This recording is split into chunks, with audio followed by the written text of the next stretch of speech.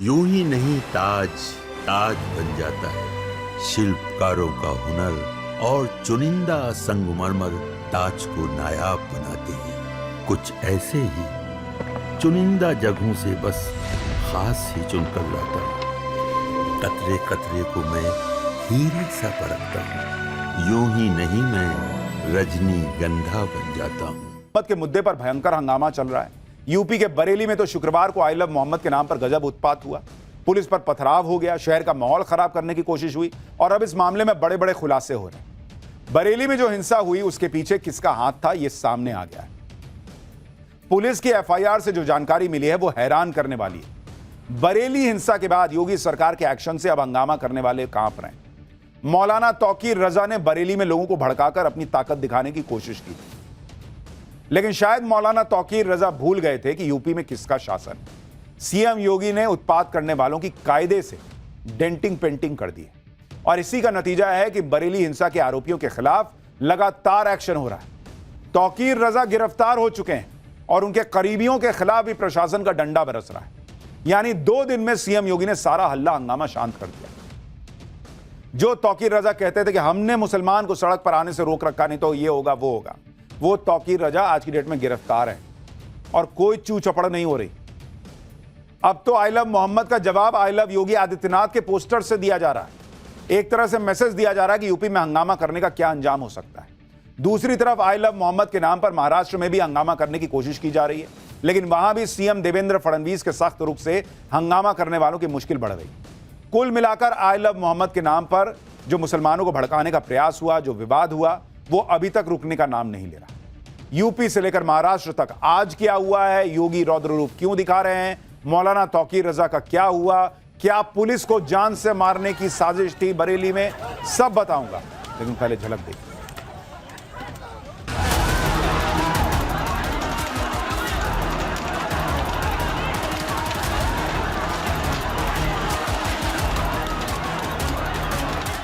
तो मौलाना भूल गया कि शासन किसका है।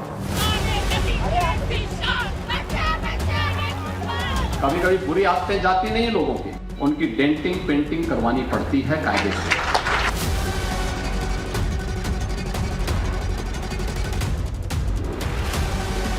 एक प्रकार से ये भी देखना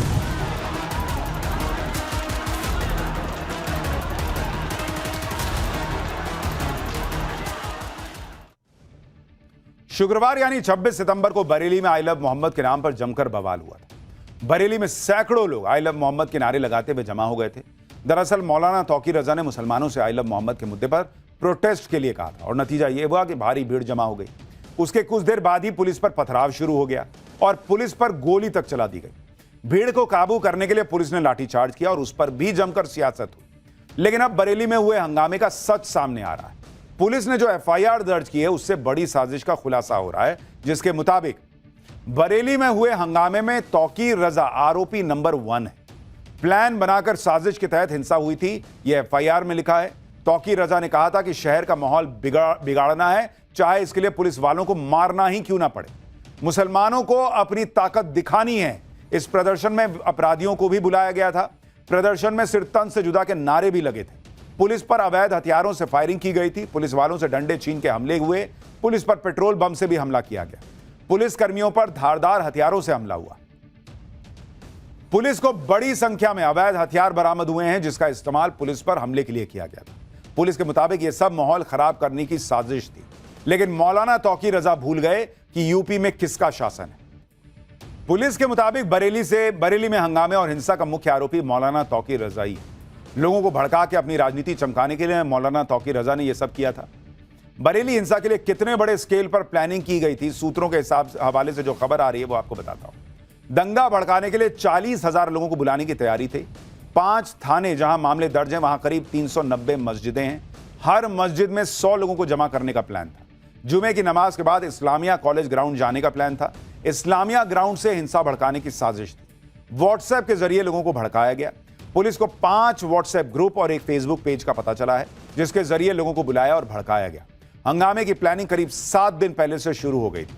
हिंदू इलाकों तक हिंसा फैलाने की साजिश थी। रामपुर, मुरादाबाद और बिजनौर से लोगों को बुलाया गया। पुलिस ने इन सारी साजिशों को नाकाम कर दिया। सोचिए अगर यह प्लानिंग सफल हो गई होती जैसा दावा किया जा रहा है तो बरेली में क्या माहौल होता और क्या नैरेटिव सेट हो रहा होता। लेकिन पुलिस ने ऐसा कुछ नहीं होने दिया और हंगामे करने वालों को लाठियां मार मार के खदेड़ दिया। खुद सीएम योगी ने कहा कि जो भी उत्पात करेगा उसकी डेंटिंग पेंटिंग की जाएगी। आप देखिए कि बरेली में हुए हंगामे के बाद पुलिस लगातार एक्शन ले रही है। पुलिस ने मौलाना तौकीर रजा को गिरफ्तार कर लिया। तौकीर रजा के करीबी नदीम को भी गिरफ्तार किया गया है। मौलाना तौकीर रजा से जुड़े 2 बारात घर सील कर दिए गए हैं। हिंसा के आरोपियों पर संपत्तियां जब्त करने की कार्रवाई शुरू हो रही है। मौलाना तौकीर समेत अब तक 55 लोग गिरफ्तार हो चुके हैं। पुलिस के इस एक्शन के बाद अब आरोपियों के सिर से माहौल खराब करने का भूत उतर चुका है। इन आरोपियों को समझ आ रहा है कि अब उनके साथ क्या होने वाला है, इसलिए अब ये माफी मांग रहे हैं। सुनिए जरा इन लोगों को।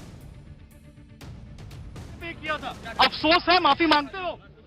अफसोस है आप लोगों को? गलती हो गई हमसे सर, माफी मांग रहे हो? हमसे गलती हो गई। आपसे करोगे ऐसा कभी? नहीं, कभी नहीं करेंगे। किसके कहने पे ऐसा किया था? क्या कोई मैसेज आया था व्हाट्सएप ग्रुप पे? क्या आया था? कैसे पता चला था तुमको कि इस्लामिया ग्राउंड में जाना है? गलती हो गई।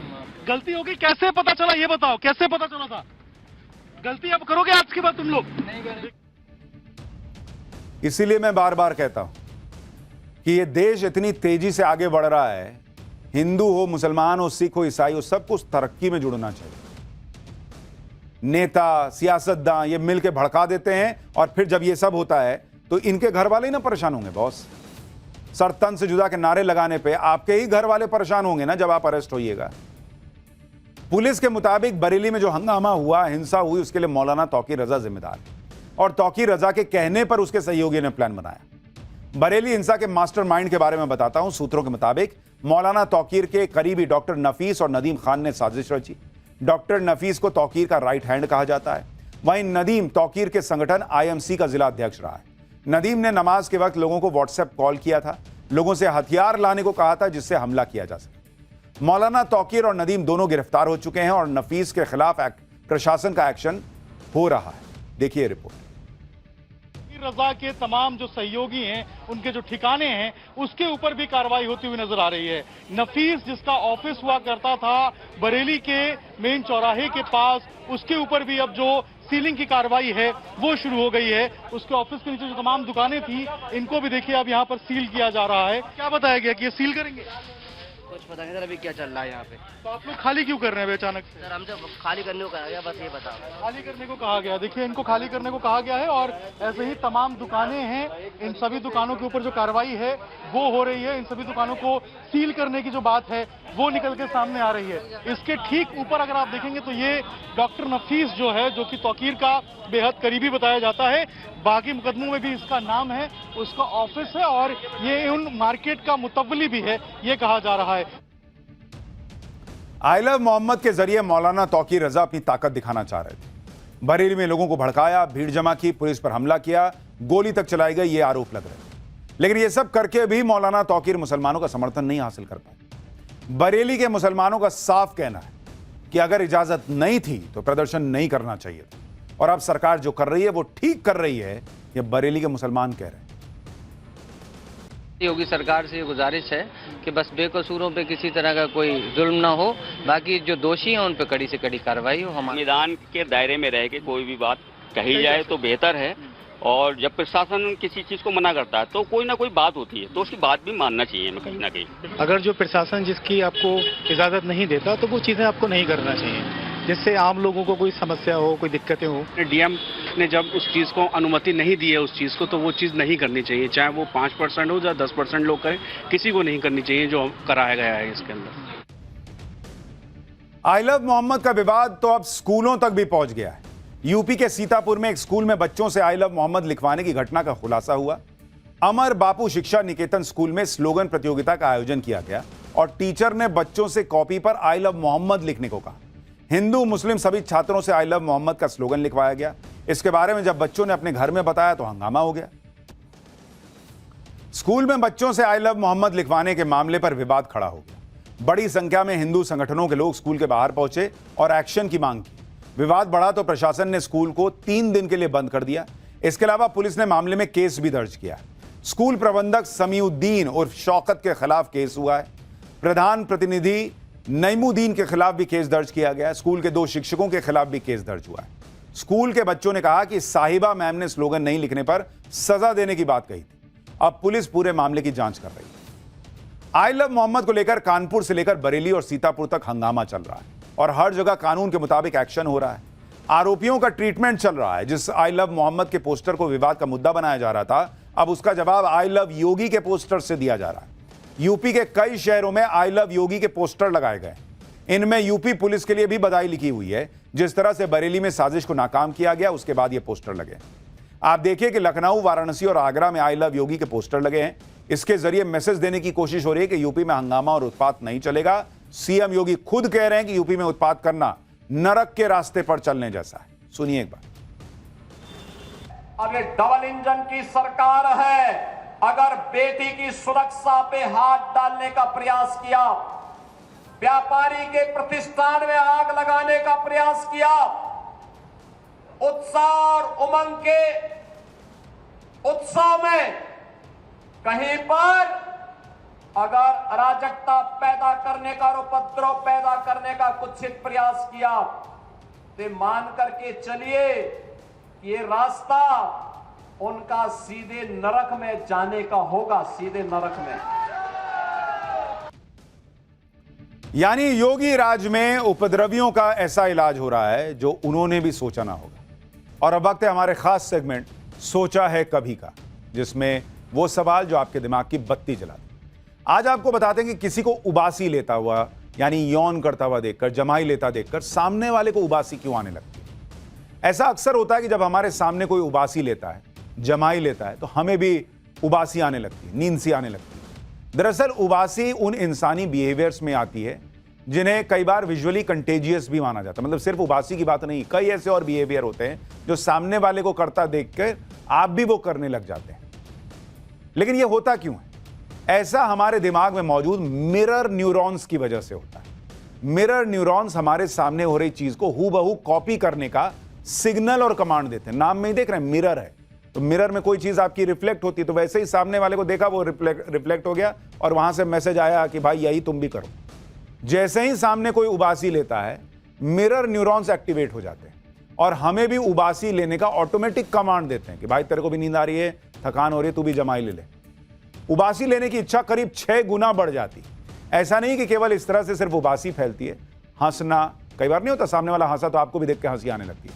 खुजली, सामने वाला खुजाएगा आपको भी खुजली होगी। इमोशनल हो जाना, ये सब विजुअली कंटेजियस होते हैं और ये सारे जो हैं वो मिरर न्यूरॉन्स की वजह से होते हैं। आप ये भी देखिए कि मिरर न्यूरॉन हमारे लिए कितने जरूरी होते हैं।